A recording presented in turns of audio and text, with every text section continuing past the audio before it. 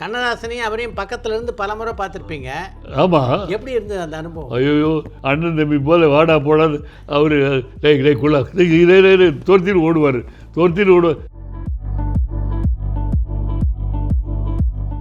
பொன்னே பூமி அடின்னு மலையாளத்தில் ஹிட் அது.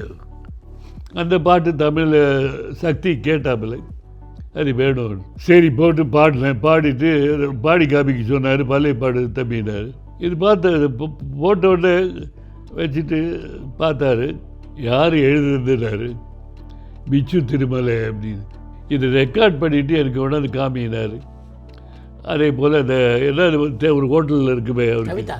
ஆமாம், அங்கே வந்து அடுத்த ரெக்கார்டிங் டைமில் இதை போட்டு காமிச்சார். உடனே விசுக்கிட்ட ஃபோன் பண்ணி,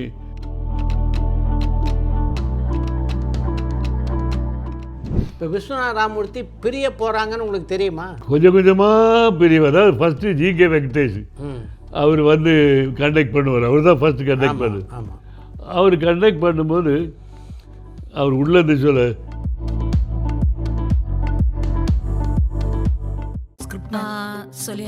சொல்லியாச்சு இதெல்லாம் சொல்லியாச்சு. அப்போ என்னதான் மேம் சொல்றது? இதுக்கு மேல நம்ம ஒன்னும் சொல்ல வேணாம்.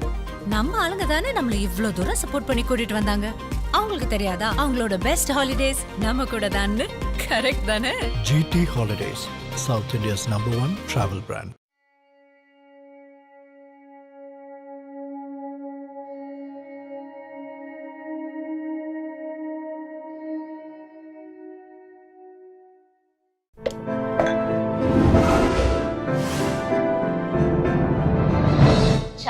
விசித்ரா. ஒரு டைம்லேருந்து அவர் என்னை அட்ரஸ் பண்ணது வேறு மாதிரி ஆரம்பித்தார். கூப்பிட்டு நான் உடனே இல்லைன்னா கூட திருப்பி வந்து ஃபோன் பண்ணி ஷியாமா அவர்களே நோரு. அது என்னவோ ஒரு அவார்டு கிடைச்ச மாதிரி இருக்கும். ஆனால் அந்த மாதிரி இருக்கும். கடைசி வரைக்கும் ஷியாமா அவர்களே தான் கூப்பிட்டார். திருப்பி அவர்களுக்கு சிகரெட் பிடிப்பேன். ராமூர்த்தியை கூட சுப்பியா நாயுடுக்கு கொடுக்க மாட்டேன். அது என்னவோ அது மாதிரி ஒரு பழக்கம். இந்த மாதிரி இப்போ இதெல்லாம் கூட ஒரு ஒரு ஆசை வச்சுருந்தார். என்ன சொல்லணும் செஞ்ச ஒரே ஒரு விஷயத்தில் அவர் கேட்கல. ராமூர்த்தி என்ன விஷயத்தில் தான் நான் நைட் வரேன் அந்த பக்கம். அப்போ நான் இந்த வயலுனால அங்கே வச்சுருவேன். வெண்டிநாட மூர்த்தியில் லா காலேஜ் படித்தோடு எதிர்க்க ராமகிருஷ்ணா லஞ்சும் அங்கே டீ சாப்பிட்டுட்டு இல்லைன்னா லைம் ஜூஸ் சாப்பிட்டுட்டு வயலில் எடுத்துகிட்டு போயிடுவேன். அந்த மாதிரி ஒரு டைமில் இன்னும் கொஞ்ச நாள் என்னை வைப்பாரா வைக்க மாட்டாரா, ஏன்னா அடிக்கடி மட்டம் போடுவேன் நான். அப்புறம் ஒழுங்காக போயிடுவேன், ஃப்ரீயாக இருந்தேன். ஒரு நாள் என்ன சொல்கிறாரு, இன்றைக்கி யாரும் அதாவது எங்கே நிம்மதி நினைக்கிற ஒரு பாட்டு. அந்த பாட்டு எல்லாம் ரிஹர்சலுக்கு வந்து ஆகணும். அப்போ ரெக்கார்டிங்கு விட்டு வர சொல்கிறாரு. எப்படி அது சில பேர் வராது அப்படி. அப்போ நான் போகவே இல்லை சாப்பாட்டுக்கு. நான் இன்கம் டேக்ஸ் விஷயமாக போகணும். அப்புறம் அங்கே இருந்து உட்கார்ந்தேன். இவர் வந்தார் சீக்கிரம் சாப்பிட்டு. நீ எங்கே நீ வீட்டுக்கு போகலையா? நீ போகலையா சாப்பிட போகல? இல்லை மிஸ். ஏன் நான் இன்னும் சொல்லலையேப்பா. என்ன நீ நீ போய் சாப்பிட்டு? இல்லை மிஸ் பரவாயில்ல. ஒரு மாதிரி ஆயிடுச்சு எனக்கு. ஏன்னா இப்படி பண்ணிட்டாரு. அதாவது அவ்வளோ சீரியஸாக எடுத்துக்கிட்டு நான் முக்கியமான சமாச்சாரத்தை விட்டுட்டு இன்கம் டேக்ஸ் வச்சு இங்கே வந்து உட்காருக்கேன்னு தெரிஞ்சு போச்சு அவருக்கு. அப்புறம் அதுலேருந்து அவர் ரொம்ப நெருங்கி வந்து அப்புறம் எதுக்கு வந்தாலும் அவர்கிட்ட இன்னொரு பெரிய ஒரு இது லட்சுமணன் சாங்கு போச்சுன்னா அதை கம்போஸ் பண்ணும்போது அவர்கிட்ட ஒரு வித்தை எப்படின்னா பார்த்துட்டே இருப்பார். கம்போஸ் பண்ணிருப்பார். அதுதான் தண்ணி பாடம் ஹார்மோனியமும் ரெண்டும் ஒன்றா போவோம் சைமல்டேனியஸாக. ஒரு தப்பு வராது. இதை பண்ணிகிட்டே இருக்கும்போது ஆர்கெஸ்ட்ராவுடைய ரியாக்ஷனை பார்ப்பார். அவங்க வந்து பேசாமல் அப்படி தாளங்களை போட்டு அதை ரசிக்கிற மாதிரி தான் ஓகே பண்ணுவார். அங்கே சிலது நேரத்தில் பண்ணிவிடுவார். அங்கே பண்ணும்போது இந்த மாதிரி அதுக்கு நம்ம விட்டுட்டு நம்ம பேசியிருந்தோன்னு வச்சுக்கு அங்கே அதை அடிச்சிருக்கேன்னுவார். அந்த லைனை அடிச்சிருக்க மாற்றிடுவார். பட்டுன்னு அந்த ஜட்ஜ்மெண்ட் சூப்பர். அவருக்கு அவருடைய இமேஜினே அது கம்போசிஷனுடைய அந்த சீக்வன்ஸுக்கு நான் இது வரைக்கும் பார்த்ததில்லை. ஆடாடா. என்ன மெலடி என்னென்ன பாப்பா அது எப்படி தான் வந்துச்சோ தோண்ட அவருக்கும் அந்த கண்ணதாசனுக்கும் இருந்த ஒரு இல்லையா உங்களுக்கு சொல்ல வேண்டாம். எத்தனை பாட்டுக்கு பார்த்தீங்க. கண்ணதாசனையும் அவரையும் பக்கத்துல இருந்து பல முறை பார்த்துருப்பீங்க. ஆமாம். எப்படி இருந்தது அந்த அனுபவம்? ஐயோ ரொம்ப அண்ணன் தம்பி போல வாடா போடாது அவர் குள்ளா துரத்தின்னு ஓடுவார் சுமார் ரொம்ப தமாஷா இருக்கும்.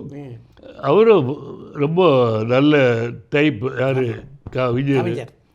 என்னுடைய பாட்டில் இந்த மழை தருமோ ஒரு மேகம் இருக்குது, அது கம்போஸ் பண்ண உடனே இன்னொரு பாட்டு அந்த பொன்னே பூமி அடின்னு மலையாளத்தில் ஹிட். அது அந்த பாட்டு தமிழில் சக்தி கேட்டாப்பில்லை, அது வேணும். சரி போட்டு பாடினேன். பாடிட்டு பாடி காமிக்க சொன்னார். பழைய பாடு தம்பினார். அவர் திரும்பி அங்கே ஃபோன் எல்லாம் வரும். இது பார்த்து போட்ட உடனே யார் எழுதுனாரு? பிச்சு திருமலை அப்படின்னு.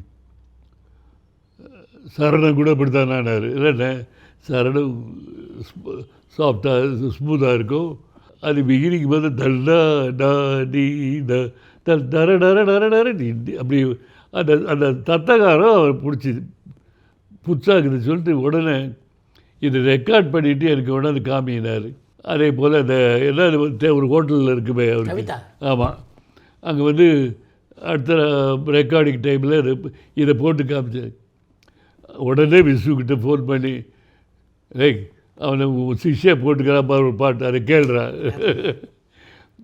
எனக்கு மக்குன்னு ஆகி போச்சுன்னா என்ன யாரும் சொல்கிறா. அப்போ விசு ஒரு நாள் ஃபோன் பண்ணுறாரு, நீ என்ன பாட்டு போட்ட இந்த கவிஞன் என்னை உயிரை எடுக்கிறாரு. இல்லை விசு இது ஒன்றே இல்லை இது பண்ணுறாரு. இல்லை சொல்லு. அப்போ சொல்லு. ஓஹோ அப்படியா. அது ஒரு பெங்காலி ஃபோக் மாதிரி இருக்கும். நாங்கள் போயிட்டு அந்த பாம்பே போனால் இந்த ஹட்ஸு கிட்ஸு அங்கெல்லாம் அசோக் பட்கின்னு என்னுடைய ஃப்ரெண்டு மியூசிக் டைரக்டர் கூப்பிட்டு போவார்.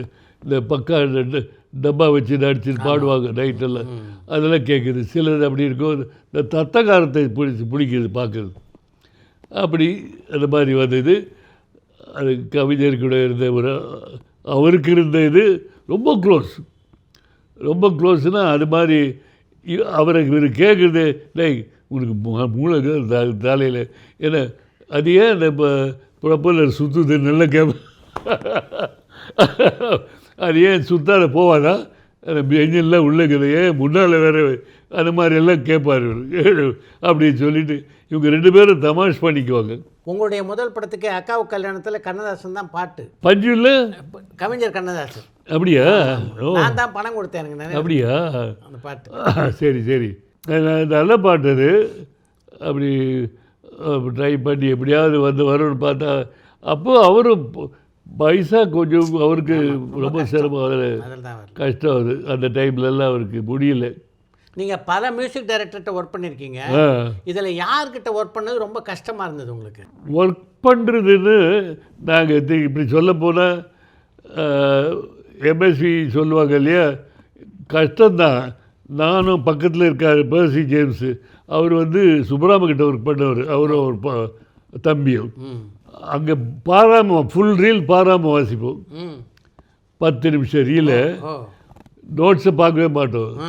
க்ளீனாக பக்கத்தில் அப்படி குதிரை போகிற மாதிரி அப்படி போய் நல்லா விசுக்கு தெரியும். நோட்ஸ் எழுதுனா தள்ளி விட்டுருவார் நோட்ஸை.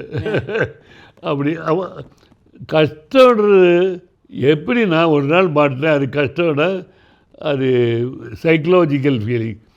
என் மகன் பிரபு பிறந்தப்போ வெள்ளூருக்கு போயிட்டு வருவேன். அப்போ எனக்கு அவர் தான் டெலிகிராம் பண்ணுவார், நாளைக்கு மத்தியானம் ரெக்கார்டிங். அப்போ வருவேன். வந்து நின்னா சாரதா ஸ்டுடியோவில் மன்னவேனே நீ அழலாமா பறக்குது. பரபர ரன் ஃபுல்லாக. எனக்கு திரும்பி போயிடலாமா, வா நாங்கள் எல்லாம் கலடா பண்ணுறாங்க உள்ள. வா வந்தேன். நான் சொன்னேன் ஒரு 4 நிமிஷம் கொடுங்க, சும்மா ஜஸ்ட் பார்த்துக்கிறேன். ஏன்னா எப்படி பயமாகுது, ஃபுல்லாக ரன்ஸ் அந்த பாட்டில். ஆமாம். அப்புறம் பார்த்து அது அப்புறம் ப்ராக்டிஸ் பண்ணி கட கடன்னு இது பண்ணி நைட்டெல்லாம் உட்காந்து ப்ராக்டிஸ் பண்ணுவோம்.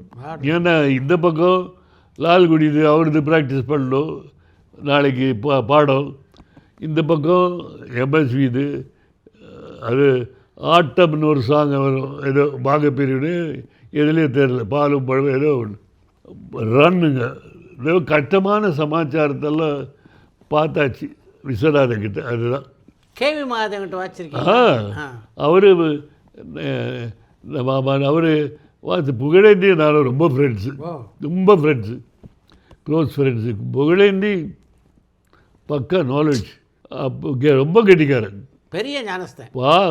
அப்படி பாட்டை சொல்லி கொடுக்கறதோட பியூட்டிஃபுல். அந்த மாதிரி அவர்கிட்ட ஒரு பெரிய குவாலிட்டி பார்த்தேன்.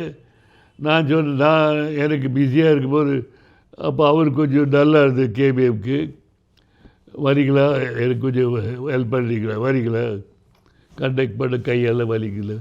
ஷியாம் சார் தான் சொல்லுவேன், ஷியாம் சார் ஒரே சமாச்சாரம் சொல்லுங்கள், நான் வர்றதுக்கு எனக்கு ரொம்ப ஆசை, உங்கள் அரேஞ்ச்மெண்ட்ஸ் எல்லாம் ரொம்ப பிடிக்கும், பட் ஒரு எடுத்திருக்கேன், ஒரு ப்ராமிஸ், அதாவது பெரியவரை தவிர வேறு யாருக்கும் நான் பண்ணுறதில்லை. அப்புறம் என்ன பண்ணுறது, உங்களை போல் அப்படியே இருக்க சொல்லிட்டு அதுக்கு பிறகு நாங்கள் போயிட்டு டிரைவிங்க்கு போய் காஃபி சாப்பிட்டு வந்து அப்படி போயிட்டார், தூக்கத்துலேயே போயிட்டார் அவர். இப்போ விஸ்வநாத ராமமூர்த்தி பிரிய போகிறாங்கன்னு உங்களுக்கு தெரியுமா? கொஞ்சம் கொஞ்சமாக பிரிவு. அதாவது ஃபஸ்ட்டு ஜிகே வெங்கடேஷ் அவர் வந்து கண்டக்ட் பண்ணுவார், அவர் தான் ஃபஸ்ட்டு கண்டக்ட் பண்ணுது. அவர் கண்டக்ட் பண்ணும்போது அவர் உள்ளேருந்து சொல்ல, இவர் இங்கேருந்து டே போடா போதும் அவ்வளோ போதும்னு இவருக்கு சரி இவர் நாங்கள்லாம் கலாட்டா பண்ணுறது. கொஞ்ச நாள் போட்டு என்னவோ தெரில கொஞ்சம் கொஞ்சமாக நிற்க ஆரம்பித்தார். இவர் ரொம்ப ஃப்ரீயாக ரொம்ப ஹாப்பி யார் வெங்கடேஷ். அவருக்கு நிறைய இன்ஜெக்ஷனை போட்டுன்னு அந்த டாக்டர் பாலகிருஷ்ணன் ஒருத்தருந்தார், அது நைட்டு போட்டுட்டு எப்போ பாரு அப்படி வேலை பண்ணுவார். காலையில் வந்துடுவார், நைட்டு லேட்டாக போவார். அவர் நின்ன பிறகு ராமூர்த்தி எப்படி இது பண்ணாங்கன்னா மற்றவங்களே கெடுத்தது சொல்லி அவர் மேலே 50-50 எடுக்கணும். இப்போ 2 பேர் செய்கிறாங்கன்னா அப்படி தான் வரும். அதே கூட இருக்கிறவங்க பற்றியா அவர் என்ன சும்மா வாசிக்கிறாரு, நீ தானே எல்லாம் பண்ணி ஏதோ பண்ணி அது என்ன சொன்னாங்களே என்ன தெரில, இன்டிஃபரன்ஸ் ஒப்பீனியன் வந்தது. எல்லாம் ராமூர்த்தி தான் எல்லாம் என்ன கொடுத்தாலும் வாசிடுவார். அம்மாப்பா அது மாதிரி நான் பார்த்ததில்லை. ஒரு தடவை என்டி என்ன சொன்னேன், என்ன வாஸ்தா அப்போ சொன்னார், என்டி என்ன வாசிக்கிறார். ஆமாம்மா நீங்கள் தப்பாக ஃபிங்கரிங் போட்டு வாசிடுறீங்க அப்படின்னு. என்ன ஃபிங்கரிங் போட்டால் என்னையா சவுண்டு வரணும் அவ்வளோதானே அப்படின்ற ராமூர்த்தி. அப்புறம் நாங்கள்லாம் சிரிச்சு ப்ராக்டிஸ் பண்ணி இப்படி தான் போச்சு. அப்புறம் பார்த்தா இந்த ராமூர்த்தி அந்த நின்ற பிறகு இந்த 15 பேர் இந்த யூனியன் விஷயமா அது நின்று இருக்கக்கூடாதுன்னு எனக்கு ரொம்ப நான் யோசித்தேன். அது அதான் சந்தர்ப்பம் வரும்போது ஒன்றும் பண்ண முடியாது. இருந்திருந்தால் அப்போது அதுக்கு அப்புறம் தனியாக செய்யும்போது செய்தார், நிறைய படகு பண்ணார், நல்ல எக்ஸ்ட்ராடினரி மெலடிஸ் எல்லாம் இருந்தது. இவர் சக்ஸஸ்ஃபுல் அது ஆகிட்டார். என்னன்னா சில சமயத்தில் சொல்ல ராசின்னு சொல்லுவாங்க இல்லையா, அது ஒரு 2 பேர் இருக்கும்போது விஸ்வநாத ராமமூர்த்தியோட அப்படி இருந்தது பாட்டுங்க. பிரீம் சிங் அந்த குரூப்பெல்லாம் ஒன்றா இருந்ததில்ல. ரொம்ப இல்லை நீங்கள் மியூசிஷியன்ஸ்லாம் பிரிய வேணான்னு சொன்னீங்களா அவர்கிட்ட? நான் அது ஒரு தடவை சொன்னேன், மியூசிஷியன்ஸ் யாரும் சொல்ல, அதெல்லாம் தொட மாட்டாங்க, தனித்தனியாக ஒரு சொல்லியிருப்பாங்க. நான் பீச்சில் சொன்னேனே, ஒய்எம்சிஏலேருந்து திருப்பி வரும்போது பீச் ரோடாக வருவேன், வயலை தூக்கிட்டு கிண்டிக்கு போவேன், மாம்பழம் பார்ப்போம் அப்படி வருவேன். அப்போது ரொம்ப லேட்டாக வரும்போது இவர் ஒலாத்தி இருக்கிறார் வெளியில் சாந்தோமில் அந்த வீட்டு எதிர. இப்படி நாங்கள் பார்த்துட்டு இப்படி பண்ணிட்டு உலாத்திருக்கிறோம். அப்புறம் நான் பார்த்து என்ன விசு வாக்கிங் போறீங்களான்னு. ஆமாம். அந்த டைமில் லேசாக விட்டு பார்த்தேன். இங்கே வா, இந்த ஒன்றை தவிர வேறு எது வேணால் பேசு, விட்டு இதை விட்டு பேசாத. அப்புறம் நான் ட்ரை பண்ண அப்படியே விட்டேன். என்ன பண்ணுறது, அதுக்கு என்ன காரணம்னு நமக்கு தெரியல. காரணத்தையும் நம்ம கேட்க முடியாது. என்ன தான் க்ளோஸாக இருந்தாலும் அந்த விஷயத்துக்கு போக முடியாது. அப்படியே விட்டேன், அப்படியே போச்சு. அது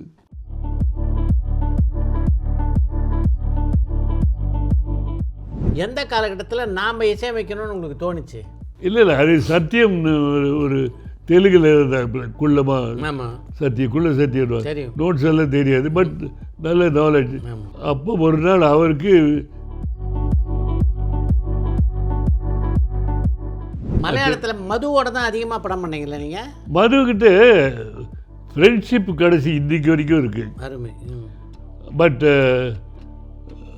அவர்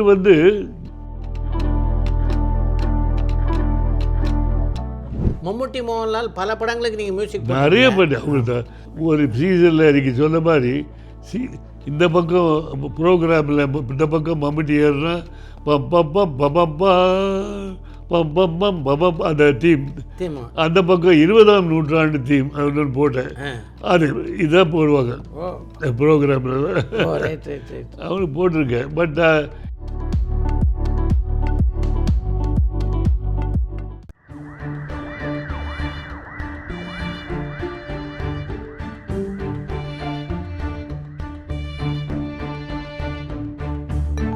பரபரப்பான சினிமா செய்திகள், நட்சத்திரங்களின் பேட்டிகள், சினிமா வரலாறு ஆகியவற்றை பார்க்கவும் படிக்கவும் உங்களுக்கான இணையதளம் touringtalkies.co.